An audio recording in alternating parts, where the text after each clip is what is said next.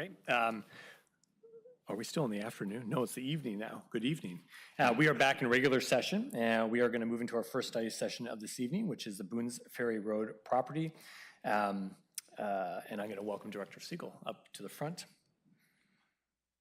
This is a study session on the development solicitation for affordable housing on the Boones Ferry Road staging area site. Director Siegel.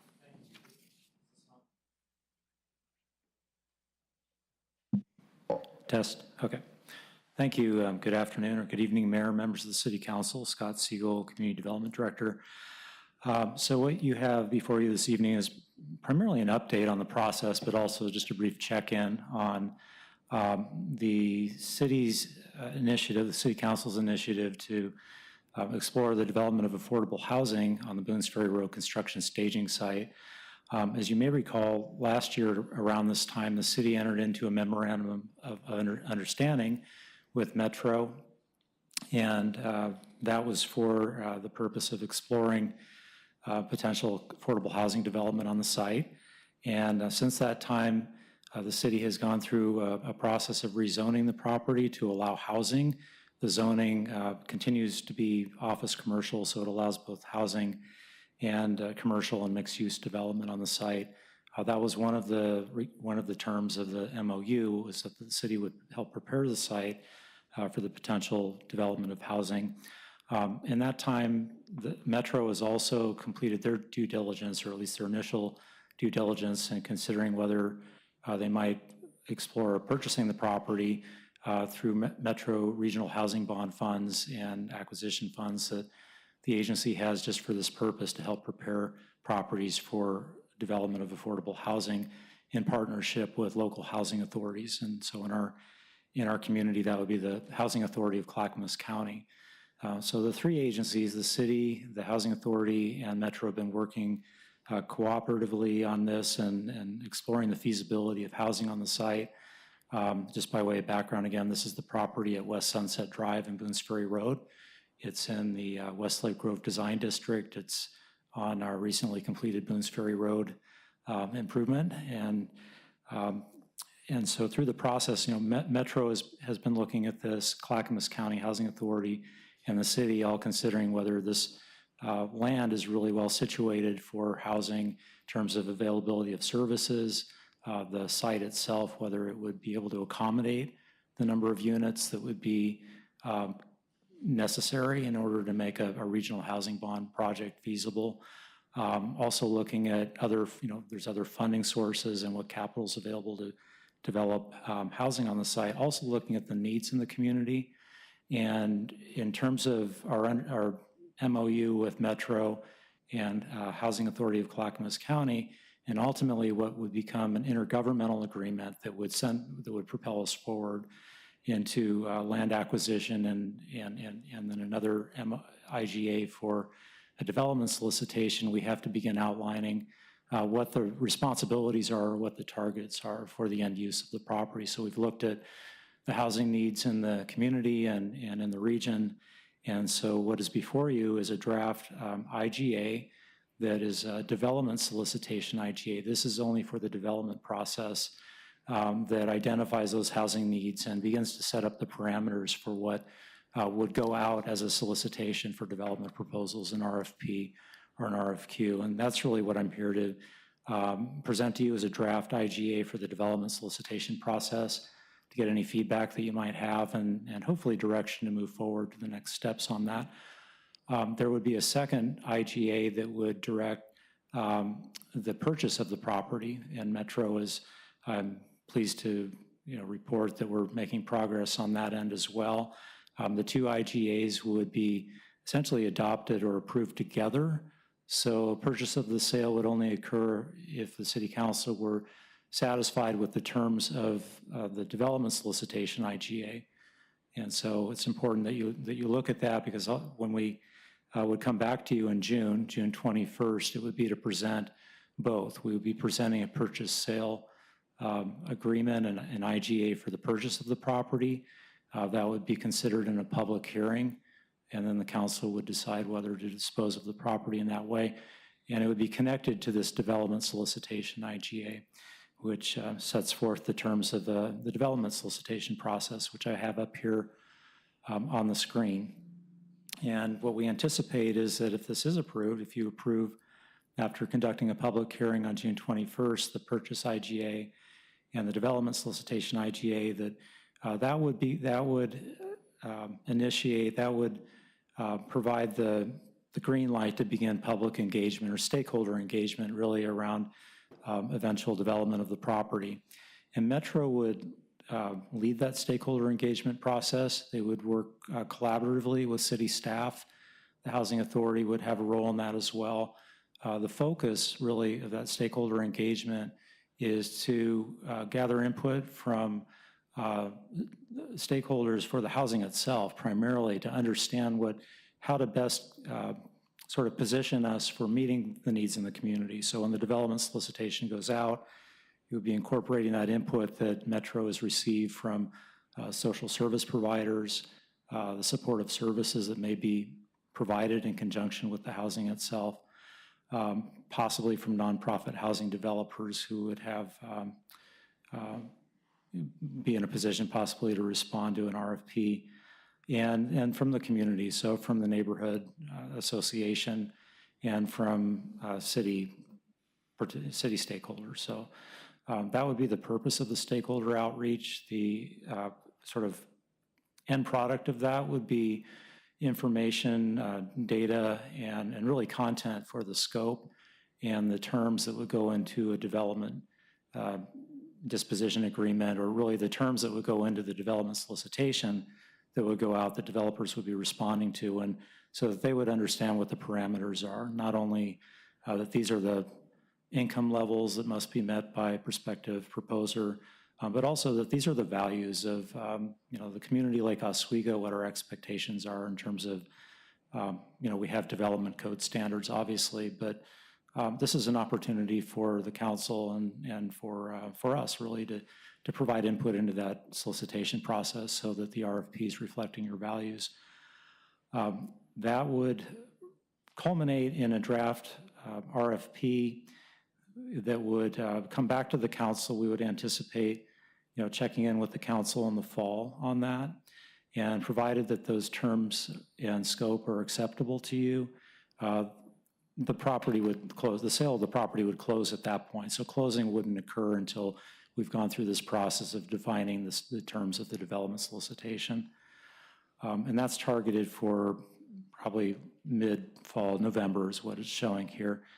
In talking with Metro staff, there's possibly one caveat to that there's private activity bonds that these projects rely upon, and right now at the state, there's a lot of demand for that, and so we're not certain as to whether construction, we would see construction happening as what's shown on the schedule here, 2024, but that would be the goal, is to bring this process to a close, have a developer selected. The city, at that point is not, doesn't own the land. We would be in more of a regulatory role at that point. The development application would come before the city. The developer would do their outreach to the neighborhood association. There'd be public hearings, and then that's how the process would go from there. So I kind of rushed through that a little bit, but I know your time is valuable, so I'm happy to answer any questions, and really just wanting your feedback, Mayor and Council, on the development solicitation IGA at this point. Okay, thank you.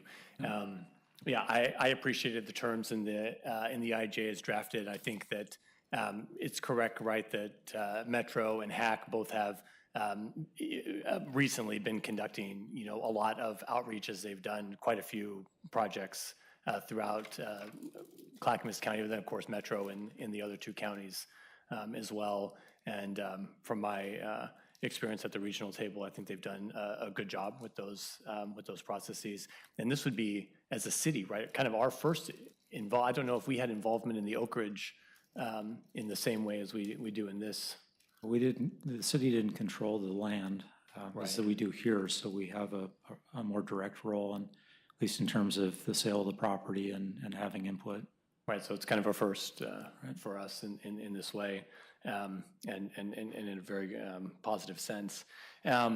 What is the so in terms of the criteria outlined in the agreement, I am on board with all of that, and trust that we'll make sure that all of the appropriate stakeholders that you listed, including the neighbors, even that and even the Lake Road businesses there are all involved and all have been kind of champions of redevelopment in Lake Grove in general.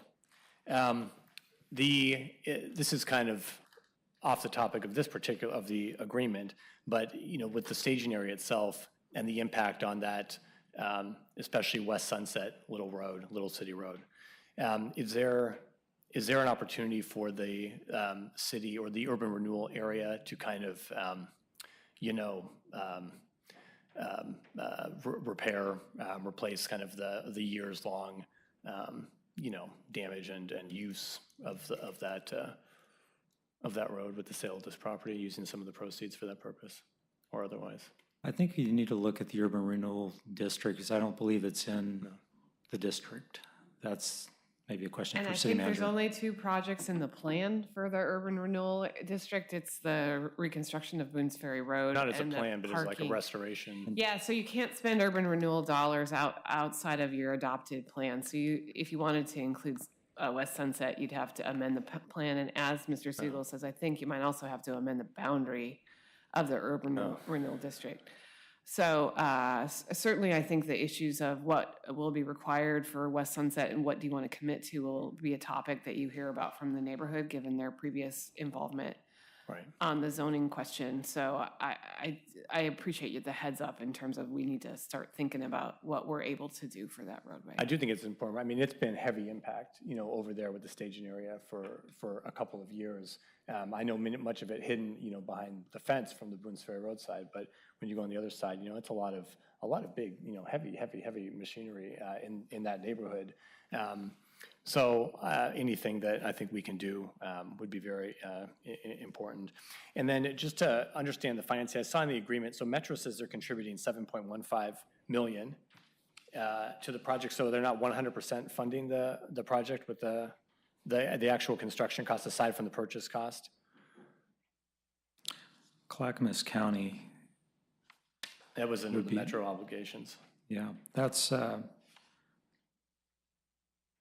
I'd have to get back to you on how much they're expecting the county to contribute, if anything. Or would they expect the developer to also come up The with developer would be, yeah. Oh, okay, for sure. So they're not planning on this being a 100% bond-funded project? They are relying on, and you'll see in the IGA, they're looking to the city to contribute in areas where we can, and the council has adopted incentives for affordable housing in terms of SDC waivers. So that is, that would be a significant, contribution that the city would be making. And do these bond projects specify length of time of affordability? I think is it 50 years? But, I didn't see that. I didn't see it in the agreement. Okay. Thank you. Councilor Winland. So I really appreciate the timeline that you have, and that's pretty optimistic, I think. However, I wanted to ask to the mayor's question about Oak Ridge that that project had some long delays in the project because of concerns with lots of different people. What happens if the same thing happens to this project? Do we have off-ramps, or, the Oak Ridge, I think it was tied up for 7 years from conception to, or 5 years. I forgot how long it was, but it was a long time. Yeah, the Oak Ridge project, so there are a number of issues relating to that were different in terms of our land use code specified. It listed a different use type, I think, for that. It was congregate care housing, or there was a issue about the the language in the code, and so it was appealed to LUBA, and that went on for quite a while. Right. In this case, the zoning is very specific in terms of what it allows. So that's, I mean, any development application can be appealed, Councilor Wendland. So that's, I mean, that's going to be a risk for any developer that, you know, decides to pursue this project. Our span of control is only to the extent that where we've sold the property, and then the developer is going to go through a development process. So there, I guess what I'm saying is that if, you know, if there's a development application that meets our criteria, meets our clear and objective standards for housing that are in the code now that were not necessarily the case with the Oak Ridge Apartments, then they have a clear path as long as they meet the criteria. You know, the DRC is obliged to approve it, and you know it may be appealed to council. Council would apply the same standards. So I guess I'm not seeing that it has the same maybe uncertainty or timeline, extended timeline that other project had, but. Okay, I mean, that's my concern is I think the council is 100% behind this, and that we're moving towards providing a huge need for our community. And my concern is that we get stuck, and I want to make sure that we have everything in place that will make this successful. And I do appreciate your comment about having us being along to somewhat the development standpoint to help make sure that this housing, I think we have to provide comfort to the neighbors and to our community that the Lake Oswego sort of design standards and so on are going to be used so that it'll be a Lake Oswego approved project, even though we may not be doing the project. Yeah, I think we have more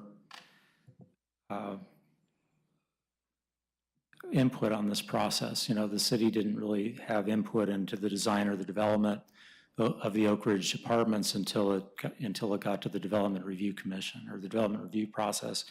With this, you have input into the RFP that goes out to the developers, and then the city has a seat or seats on the panel that ultimately selects the developer. So you'll be reviewing, or whoever's appointed to serve on that panel will be reviewing the proposals that come in. So again, there's another, I think, check and balance there. And then the development review process itself, I think, is in a better place now that we have a more clear and objective code. I think that'll make a difference. That's great. Anyone else, any comments before we come back for public hearing on this? Good. Okay. Dr. Siegel, any? Oh, thank you. No, we'll plan on returning June 21st for a public hearing on the two items. Wonderful. Thank you. Thank you very much. Can I move to direct staff to prepare a final draft development process IGA for the city council consideration? Okay. Yes. Okay. On June 21st, 2022? Thank you, Councilwoman. Councilor Raff. All those in favor say aye. Aye. Aye. Any opposed? Abstentions? Okay. Motion passes 7-0. Thank you. Thank you. Yes. Okay. All right. So yeah, we're gonna. Okay. Our next item up is the funding options for. Yeah. I know. A study session on funding options for pathway projects. And we have our city engineer and public works director Eric Rooney, as well as finance director Cross, joining us by surprise. A good surprise. Okay, give me just a second here. Oh, you want to? I can stop it a little bit. Right now? Okay, we're gonna just let's take a 1 minute break. 1 minute break. Councilor Raff is leaving. Councilor Wynn.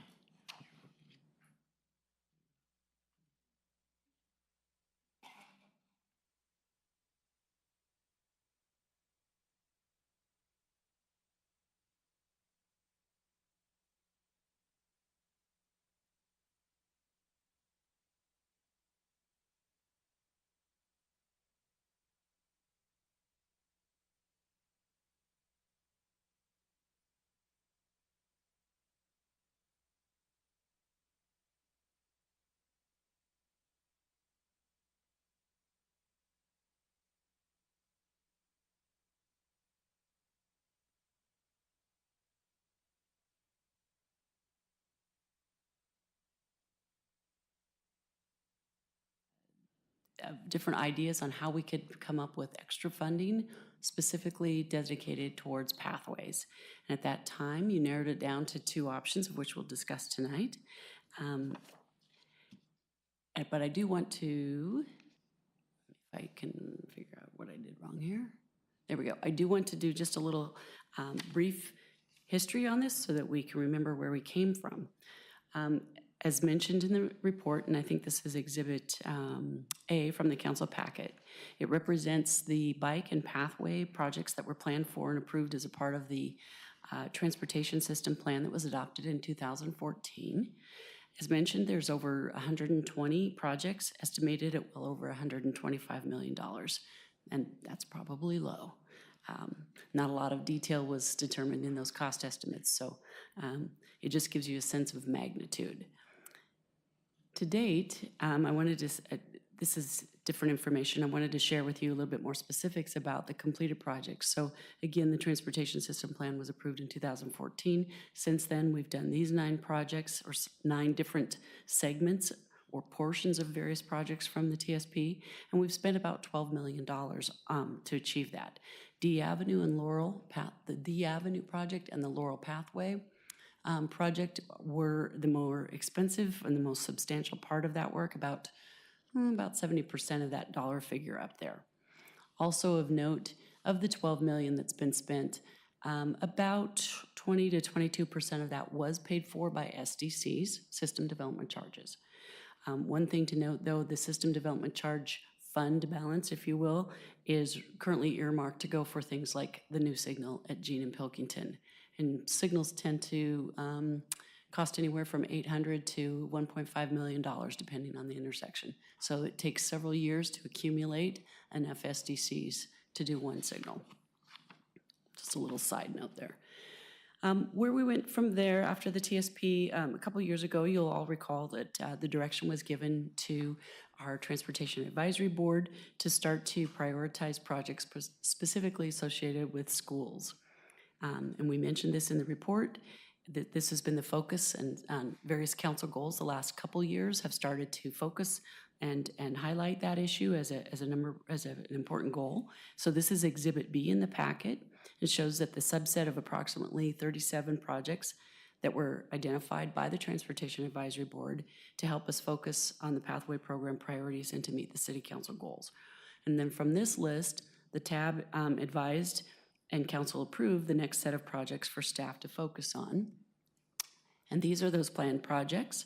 They're currently in the very beginning stages of development and eventual design, all part of the current CIP and 2-year biennium budget that was approved a year ago. So right now, the initial estimates were identified around $4.5 million for all of this work. Again, future work, but that could certainly change as the scope of each of these locations is further refined. And again, we're in the very beginning stages of the first 5 segments on there, and Lakeview Boulevard, we haven't even begun to start, so. Director Rooney, Yes. on that prior map, what were the segments in red? Good question. Those were added suggestions from the Transportation Advisory Board. They kind of saw those as some priority projects, but they were not as school specific. Okay. So for instance, can I point with this? Yes, I can. So for instance, this little segment right here was seen as a very simple, although I don't know if I'd call any projects simple anymore. This was filling a gap, a missing sidewalk gap on Boones Ferry Road. And the Transportation Advisory Board had thought at the time that that would be a good project to do. But it really wasn't school related. So this was a mixture of the 2 listings. Gotcha, thank you. So we talked about the planned projects. Again, the 2022 council goal is continuing with the theme of improving pedestrian safety and providing pedestrian facilities. The current council goal is to adopt a funding strategy for pedestrian safety capital projects. And so, as you'll recall, as I mentioned before, last fall we came in front of you and presented 5 different funding options.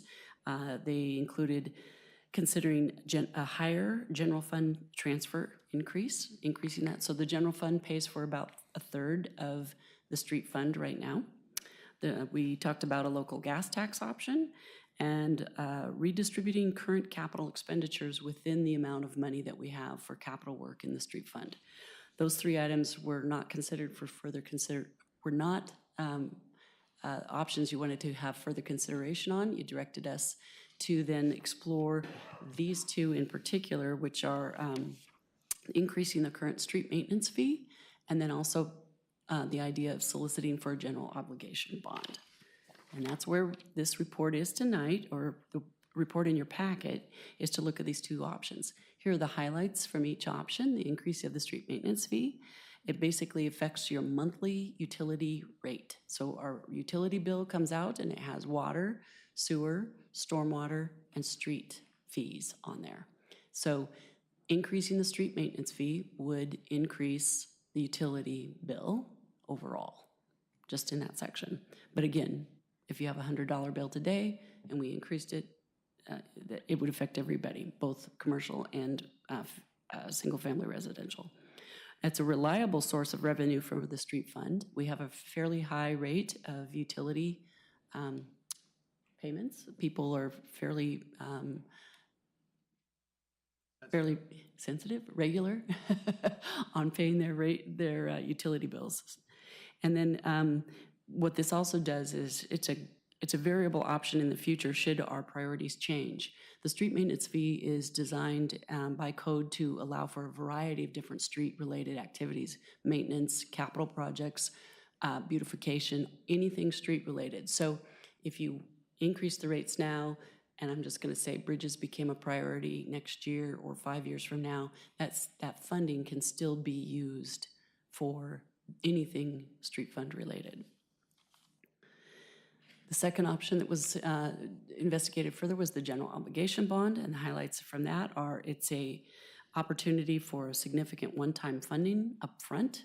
You can get the front load the money.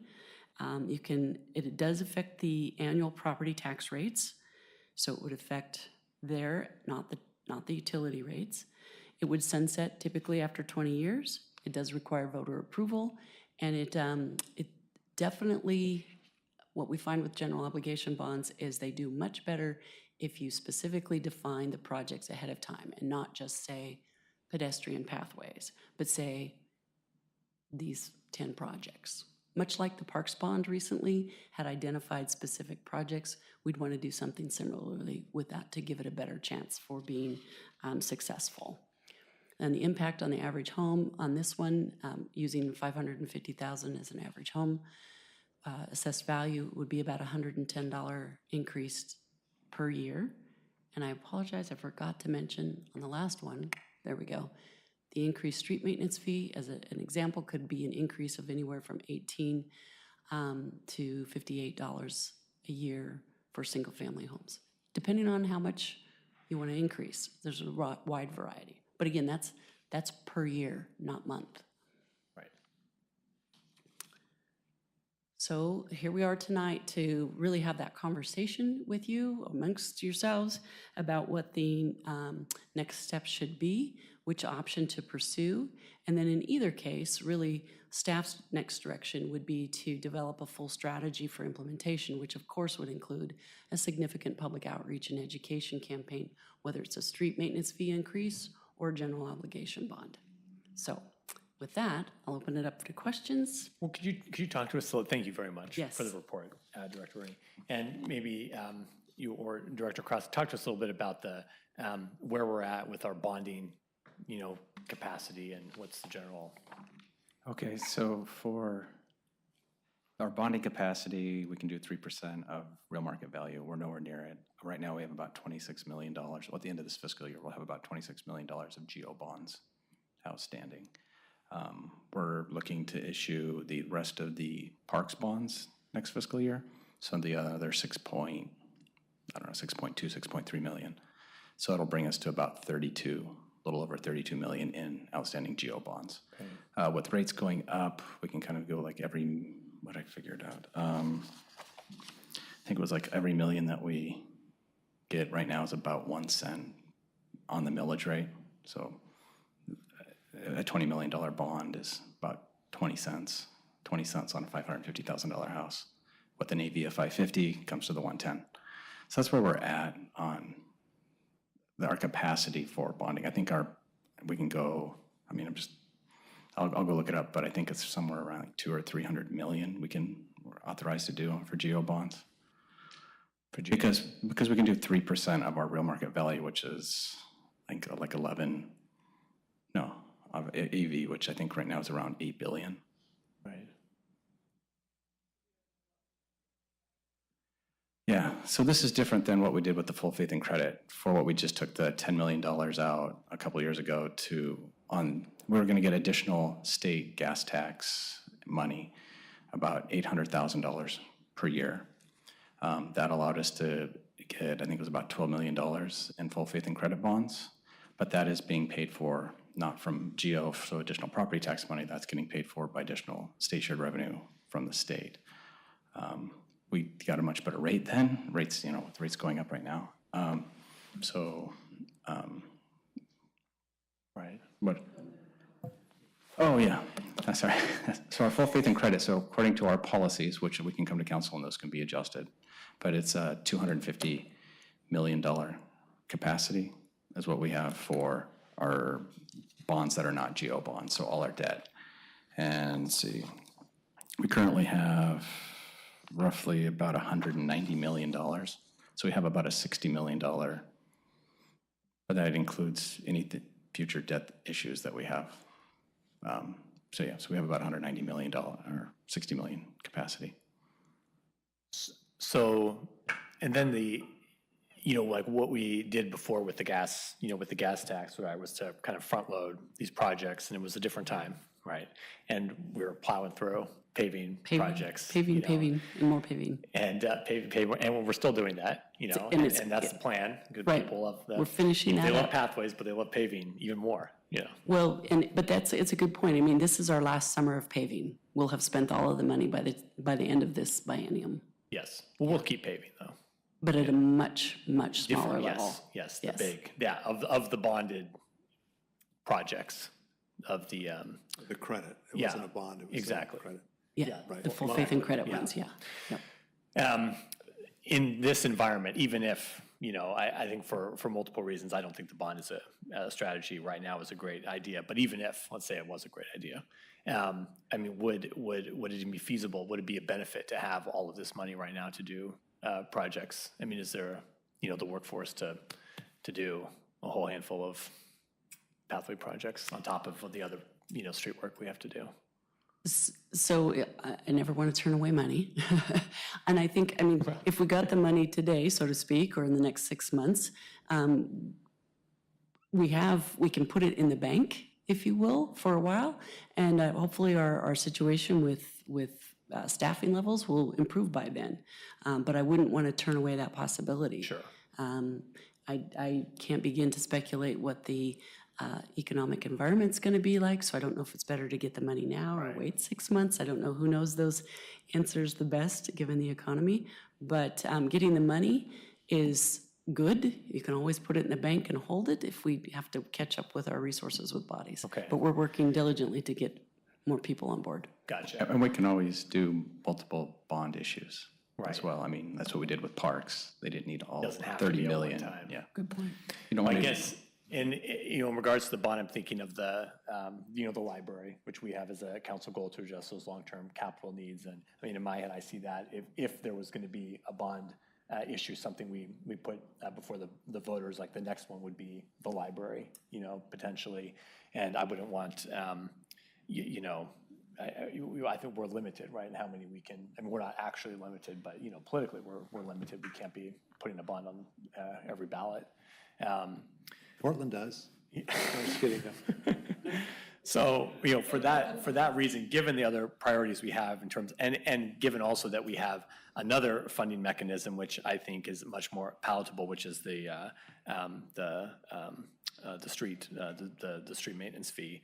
I am, in support of that funding option. It's pliable. But it does create, for this council and hopefully future councils would agree, an important set aside that we can leverage against dollars, we're already spending. As we see it's very expensive to do the projects, and they're just getting more expensive. And I feel, good about, I would feel good about moving forward and engaging in a public process around this, just given the high level of the positive, favorable response we had from community members in the surveys around not only the desire for pathways, but also the a desire to pay, more to fund them, which is unusual. Sometimes people want it, but they say, well, I don't want to pay for it. So for that reason, I would just want to make sure that we structure it in a way where we bring in enough money so that we're actually able to get projects done. Because one way or another, if we raise the fee, we say, well, in 8 years, you're going to see, us do something. So I kind of favor more the upper end of what Director Rooney has proposed, which I don't think is, I think is still a constrained amount, but is enough that when combined with other funds will allow us to get, projects done and show people the benefit for what they're paying for. Councilor Wynn.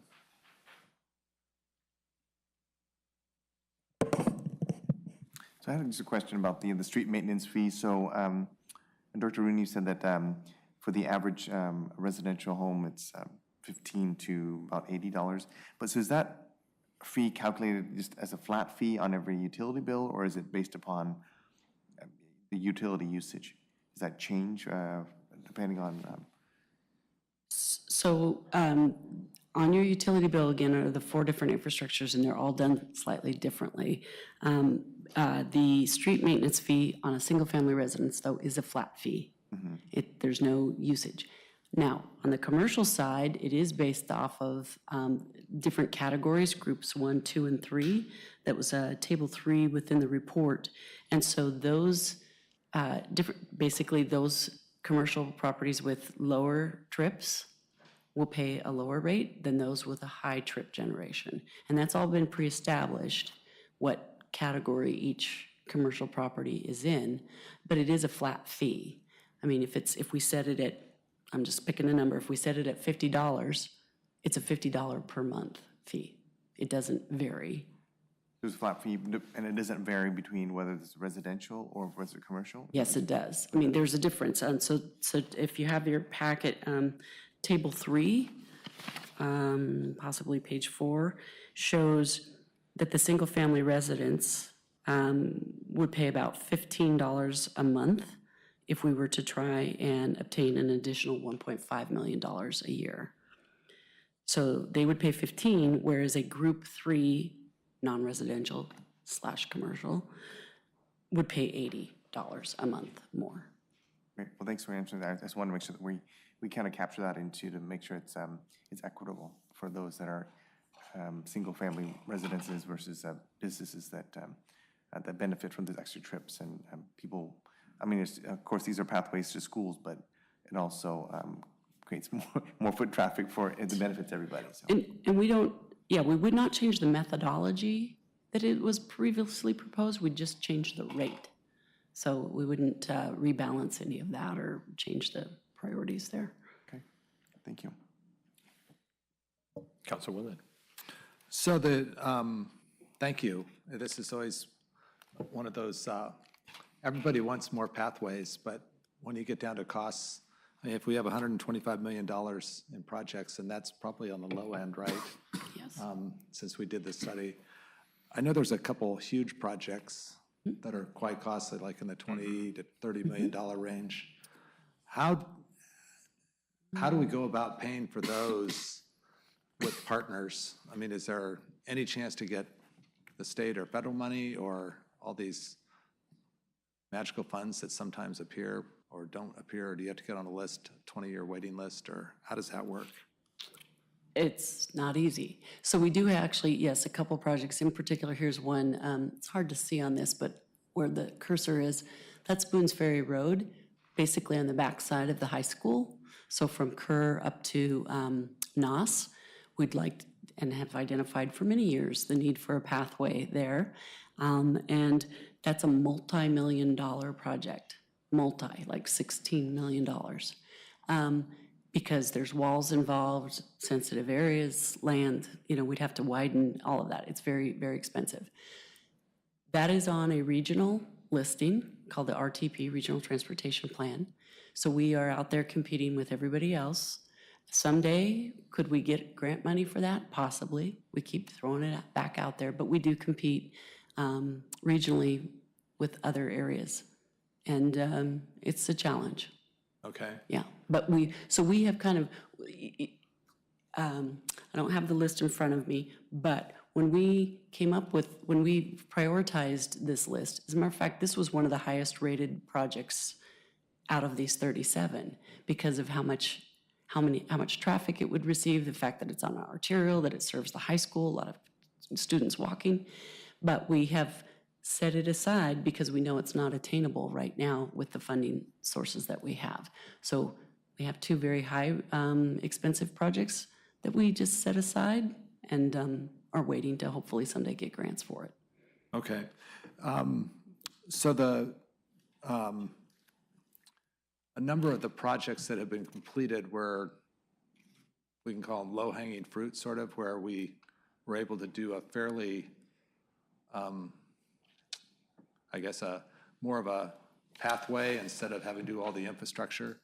You mentioned a little bit that there's a lot of projects on the next list, and they require other things besides just putting in a asphalt path. Is that correct? Correct. And so it's going to be, each time we check one off, it's going to be a more expensive project probably, right? They vary because there's length differences and depending on the infrastructure that's already there. But basically what we can't do anymore is just go put out asphalt and hope that that's going to work. We need to make it ADA accessible for one, which is almost impossible to do with asphalt, I'll just be honest with you. It's very unforgiving and very hard to maintain a 2% with zero tolerance. 2% cross slope, excuse me.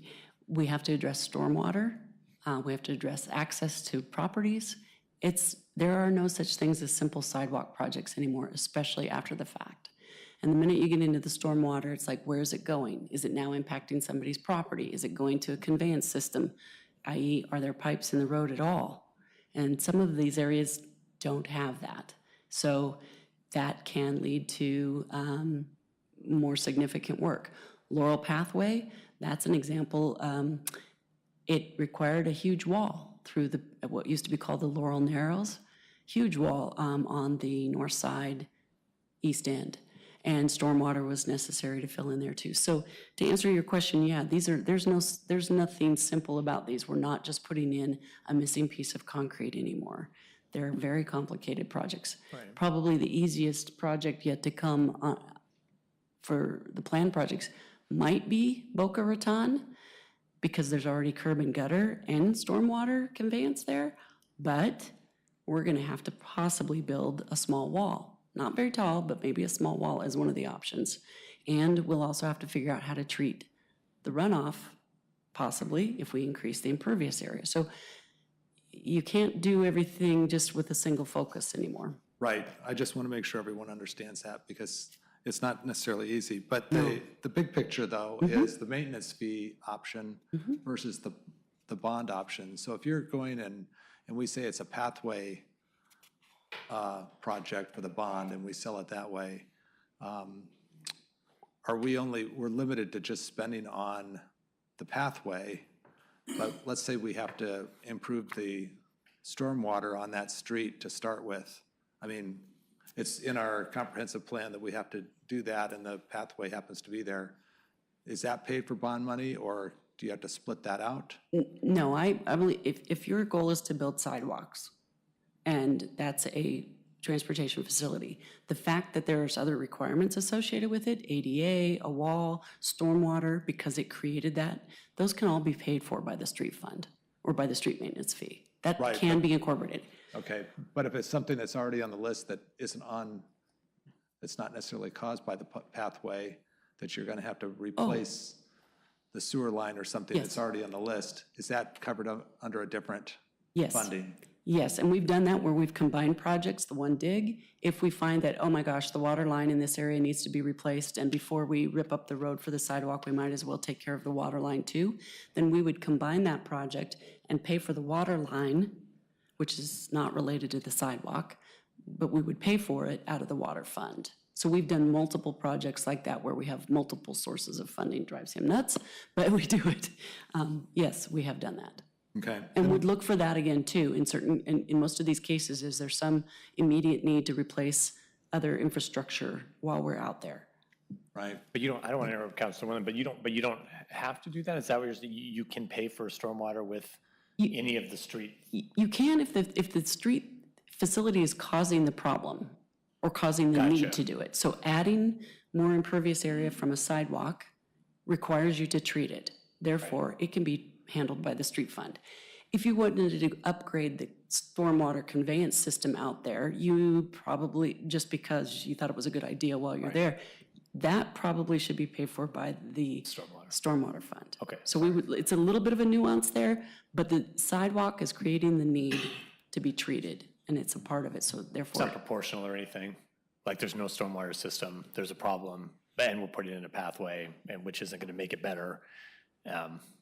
You wouldn't say, well, we're making it 20% worse, so we're gonna pay 20% of it from the street fund and 80%. We could get into all kinds of nuances with that, yeah. But we do try to capitalize on the fact that we're out there and take care of other infrastructure at the same time if we can. But if it causes the stormwater runoff, we need to take care of its impact Okay. with the The street. last question I have then is, or comment, I don't know if you've thought of a hybrid approach of raising fees slightly and then having a smaller bond. I don't know whether that would be, because I know that there's some timing issues with, if we gave you a check for $50 million, you couldn't spend it in probably 7 years, probably. I mean, it would take you that long to get things ramped up and so on. And I'm half wondering whether there's a kind of a bond passage that you could get some money to start you, and then you start building up the maintenance fee, and you taper those. And do we ever do just a 10-year bond, or do we have to do 20 years? No, we don't have to do 20, just 10 it really makes the millage rate go up pretty fast. And so Right. the idea would be kind of like a 15-year mortgage and a 30-year mortgage. Right, but I think my point on the shorter time frame is that it gives future councils more ability to react to things. Every time you just think, oh yeah, we can do this project. It's somewhat like the pavement project right now where we borrowed against ourselves.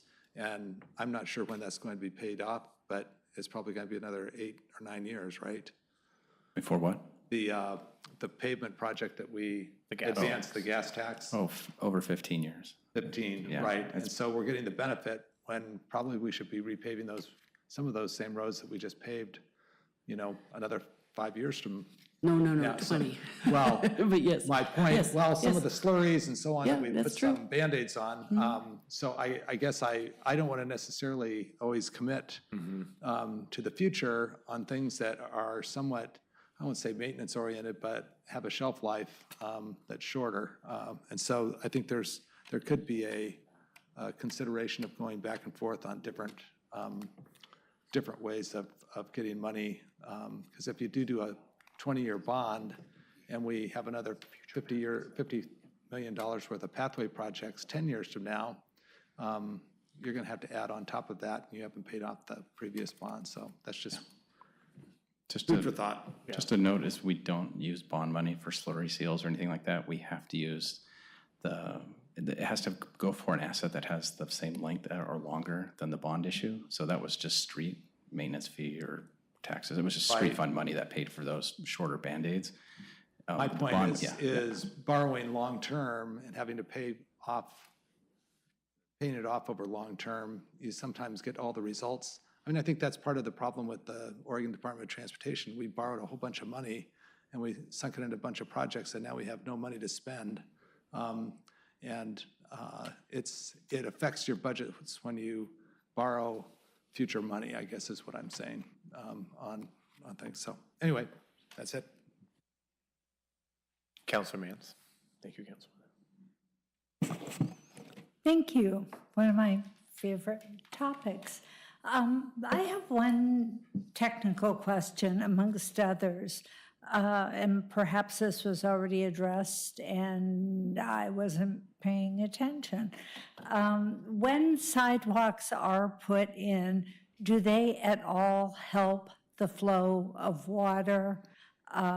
We often hear about citizens having to walk through puddles of water in order to get from point A to point B. I know it doesn't do anything for stormwater per se, but does it direct water in any way, shape, or form, one? And two, does it mitigate some folks' feeling about having to walk through puddles of water? Absolutely. When there's no pathway or sidewalk for somebody to walk on, they're walking on a shoulder, either gravel or maybe even asphalt. Usually, when we put in a new pathway, we're going to design it so it doesn't, one, puddle water, and we'll probably have to take care of the conveyance of that water to some other location as well. So that's what makes these projects hard, is you can't just go out there and, if you will, slap in a bunch of concrete and hope it works. We have to physically design the system to know where that water is going to flow so that we know that it gets to the right place and hopefully doesn't impact somebody else. It certainly is always going to be an improvement for those people who want to walk to have a sidewalk as opposed to just a shoulder, a gravel shoulder. Great, thank you. That's what I suspected, but I thought I'd ask the expert. And this one is for Director Cross. It's my understanding that we have reached our bonding, or not quite reached, but we are quite high up in our bonding capacity.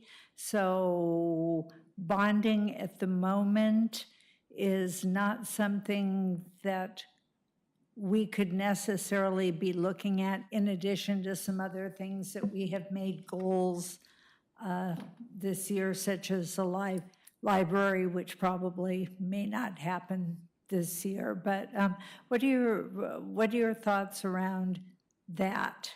Where we're getting to our limit is on our full faith and credit bonding, which we would have to have a different funding source to actually pay those bonds back, like we sold the ones in 2018 for all the paving, but we had money coming in from the state to pay that. What we're talking about here is GO bonds. We're nowhere near our limit. And Sorry, I should that's a completely different funding source. It's additional property tax money from the citizens to pay for that. So there isn't really the limitation from a financial or but it's more of a political thing. And correct me if I'm wrong, we have a self-imposed limit on our bonding, is That's that? again on our full faith and credit. On our full faith. That's 250 right. million, and we're at about 190 million right now, so we have about a 60 million. We're actually down pretty from where we used to be, but yeah, there's about a $60 million capacity that we have. Well, that sounds rather like a library and some sidewalks. Thank you very much. So thinking about this, with these two different options or combination, say we put on the pants, one leg at a time. And I think it would be difficult to roll out both an increase in the maintenance fee and a bond, even if it was at one time, to try to sell both. And we need you to vote, that's a whole election item. And also it just seems like two separate, it seems more, it seems like, pay for a bond and for the fee. So I do think in the future, a different council may look at some of these big projects, and times are different, and look at a bond down the road to do like the not NOS, but by the high school, the Boone's Ferry, or a big project. And like Councilor Linden came out in the dialogue here, none of them they are all very complicated and expensive. So it's like, it may seem like this is but it's better than nothing. It is better than nothing. I think no matter what, it's going to be a slow go. And for that reason, I would advocate for the upper end of what Director Rooney suggested on the maintenance fee. So again, at least we're able to show some show product, for what folks are saying, because we're going to do public outreach on this, and we want to, I would think, tell people, hey, and you're going to, see, and it's great. I mean, people are seeing projects in these neighborhoods. We are doing outreach to those neighborhoods, engaging them. They know that work is being done in their neighborhood, and it's a big deal. And through this, we'll be able to get, it's not going to be everything, but it should at least, looking at that map, the work is kind of peppered, throughout the community, following the schools, which are also peppered throughout the community. And I think it will make everyone, so that's my kind of preferred option, is the higher end of what Director Rooney has put forth. Councilor Mance? Sorry, I was remiss. I really want to thank Director Rooney and her team for sticking with this concept over these past 8 years, and always with a smile on her face and their faces, and never once has anyone ever said, oh no, Jackie, we can't do that. And I sincerely appreciate it. And I think the world has caught up to me and you in wanting to see some of these improvements. So thank you, and please thank the team. I will, thank you very much. Thank you, Councilor Mance. I think that the what you proposed at the upper end for the average household in Lake Oswego is not a large burden. But if it is a burden for a household, what options do we have for people on the street, maintenance fee that, have real serious financial problems? So for right now, we have our utility assistance. So if they meet the threshold of just about any, I think, metro area of being under the amount that you can make, utility bills are cut in half. So their water bills are cut in half. So their street maintenance fees are cut. Just the whole bill's cut in half. Okay. And is the street maintenance fee, it's not indexed, or is it? It is. Yes. It's indexed It goes every. Oh, that's year. right. I saw that. Okay. How does everyone else feel? Well, just, Yeah, okay. Yes, and then, yes. Okay, Councilor Boone, go ahead. Thank you, Director Rooney.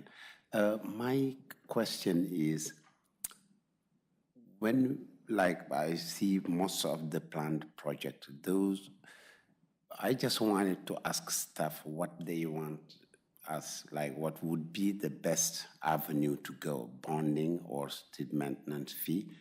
The other question is, the burden is always on the citizens, and when we are thinking about it, what would be, as a finance person, what do you think would be something that's lighter if we go to bond, it would be us paying all these things.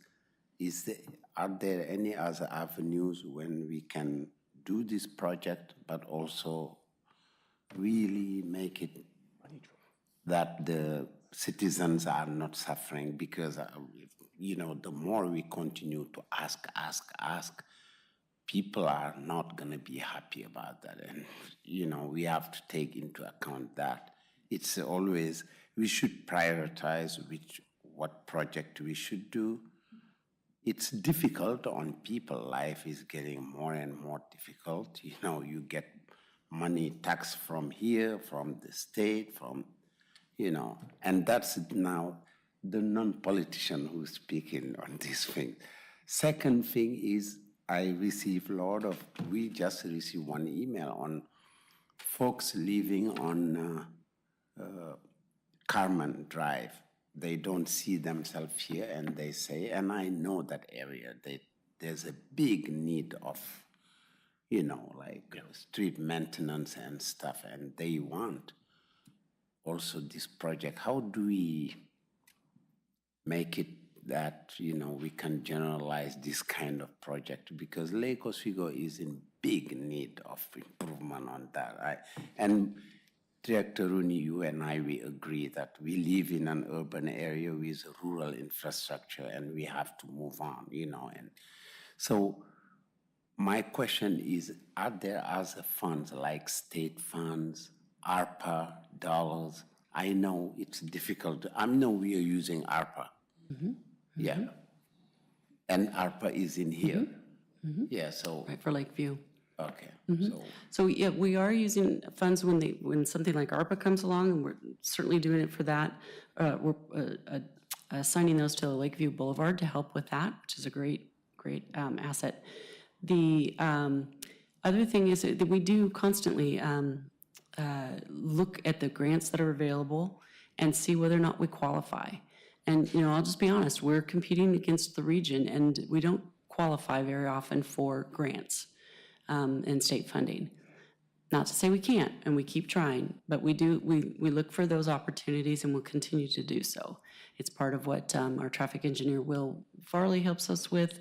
And we'll continue with that. But from a pathway standpoint, which typically the more popular program for pathways is called Safe Routes to Schools, and we don't compete well.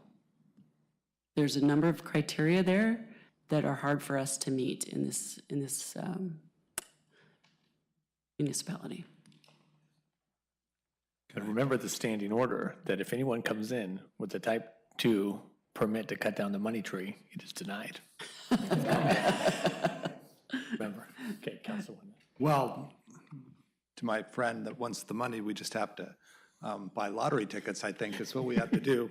I think the other part is controlling our appetite, which our city manager has told us many times that we love to spend, but it's the saving that is the hard part. Just to put it into numerical terms, if we do a $20 million GO bond, we get the money up front. If we get that same $20 million, it's going to take us over 13 years to collect if we go up to the top maintenance part. So that's one of the things that there's no free lunch here. We have to say, do we want to impact pathways? And I agree with the mayor that we can't continue to put a bunch of bonds out there for everything that we need, and we have to prioritize pathways maybe over a library. Those are the big questions. And I would love personally to get some feedback, and I don't know how we do it, but if there's focus groups or we somehow get some messaging out to find out people do want it, people want to spend for it, but we have to give them the choice to say kind of like, what's your priority? Because as a city, we have to figure that out. And I don't know if there's a way to do that in the next few months or. You just did it in the community survey last fall, and unfortunately, both projects got a lot of community support. You didn't ask people to say A or B. Right. You asked people, would you support more money for A and B, and they said yes to both. But of course, until you put something on the ballot with a specific question, with a specific dollar amount, with a specific project, you don't know for sure. Right. And it's like anything else. If you put ice cream or chocolate cake, people will probably both say yes. If you put asparagus and Brussels sprouts, they may not, it's what, I think, okay, I know. And we do the designer things in Oregon with great restaurant recipes. So, but big picture though, I do think that we need to be cognizant of the fact that there's not unlimited resources and also the new bond from the school district has not hit people's property taxes yet. And that's going to be another shockaroozy when that comes. So we have to be cognizant of that as well. So we do want to do everything, but it's a question of how, as you have lived your whole life, Erica, on there's never enough money to fix all the things that we really need to fix. And you cobble things together. So we're very appreciative of all your efforts and your staff for keeping things running. So. Thank you, Councilor. Councilor Burdick? I kind of lean more towards doing the street fund. I think, though it does take a little bit longer, I think right now, especially everything going on with inflation and the economy, I think adding to, most people are going to be paying twice as much if we do the bond. And I realize that we get more upfront, but I think we can also play the long game, knowing that we have this money coming in and we can do planning and so forth. And it kind of is a little easier on the wallets, on a monthly, annual basis. And it also kind of gives some long-term funding. So I lean towards the street maintenance also. To the point, we have some other bonds that are going to be showing up. We have some potential other needs for bonds, and I just think that might make a little more sense. Thank you, Councilor Burdick. Councilor Mans? Director Cross, what does the bond market look like at the moment? The rates are going up. I mean, that's all I can really say. If we wanted to sell bonds, we could sell bonds, but we're not going to get the 3% that we got, a couple of years ago. We're looking probably more above 4%. And by the time we would sell these bonds, get them, it could be closer to 5%. Thank you, I think. Thank you. No bond.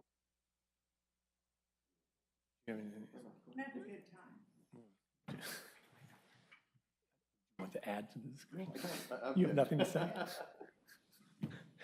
Okay, well, we kind of need to give some direction here, and everyone's made really good points. But staff wants to kind of come back. Well, ideally, we kind of determine a preferred option, and then staff would come back with a public outreach campaign, prior to any formal implementation. That may be like a goal we set for next year, would be. So, in general, kind of bond versus street fund. Street fund. Okay. Great, so. And are we thinking more at the higher end of what Director Rooney has proposed, or at the low end? High end? I'm saying high end just because I don't think the other one would take us 20 years even to do That one would take project. us And 30 years to do it if we did it the low. yeah. Yeah. Okay. $60. A year. Yeah, less than 5.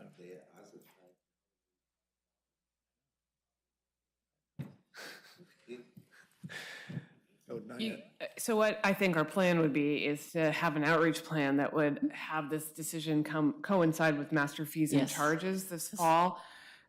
I think it would be fair, and maybe Erica can correct me if I'm about to say something. Watch her face and see what she says when I say these words. I think it's okay for us to go out with a campaign that said it could be up to $5, and I think then show people what they will get for that. And then if you all decide, because you get a lot of feedback, that that's too little for too much, then you could always adjust the amount. Because if you start collecting the increased fee in January of next year, which is what we're talking about, we really won't budget projects until the next biennium anyway. So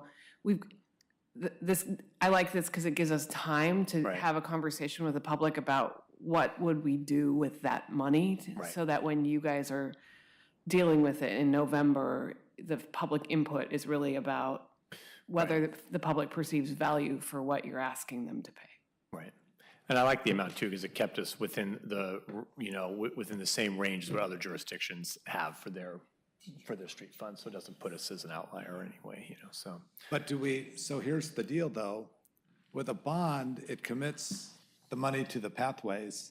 If in 5 years, council decides that they want to put water fountains in, they have that, they can do that. I agree, but if we show good results, I think. Oh, I know, I'm just saying that that's I'm hoping that it would stick. And then if we need to use the money for something else, we could. I mean, if there's emergency on a bridge or something. Yes, I believe so. I mean, I think we can work, it's an internal thing that Sean and I can work on about, if we say we're going to take an increase of 1.5 million a year, we would make sure that we had a pathway account that we would keep track of to make sure that every year we put 1.5 million in revenues in there, that sort of thing. We do that internal accounting, but I think at the end of the day, it's still street fund, and should the priorities change to water fountains or bridges or 5 new signals, you could make those changes legally. That's my understanding of how the street maintenance fee is, again, very broad in what it can be used for. You're just giving us prioritization and specifically asking us to dedicate and set aside some of that funding in a specific line item. Right. Okay. All right. Everyone, good? Okay. Director Rooney, Director Cross, thank you both very much. Thank you. We appreciate it. All right. Anything else? Okay. Then we are adjourned. Thank you, everyone. Great meeting.